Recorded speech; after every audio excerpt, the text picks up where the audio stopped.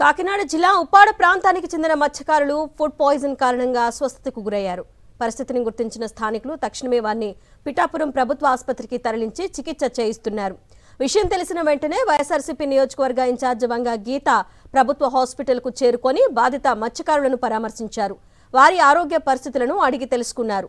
మరింత మెరుగైన వైద్యం అందించాలని వైద్య అధికారులను కోరారు.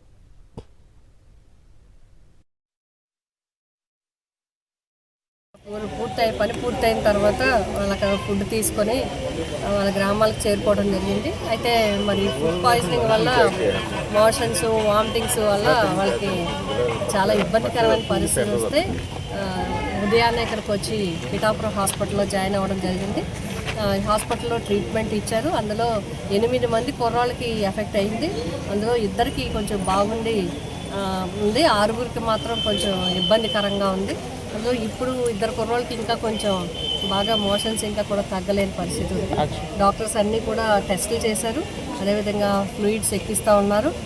రిపోర్ట్స్ అన్నిటికీ కూడా పంపించడం జరిగింది.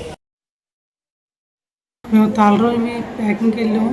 బైరాపాలెం తాళరేవిలో బిర్యానీ పార్టీ చేయించుకొని బైరాపాలెం వెళ్ళి భోజనం చేసాం. నైట్ అంతా కడుపు నొప్పి, వాంతులు, విరోచనాలు చాలా ఇబ్బంది పడ్డాం. మొత్తం 6గురు, 2కి బాగానే ఉంది. మేము అక్కడ నుండి కొత్తపల్లి హాస్పిటల్కి వెళ్ళాము.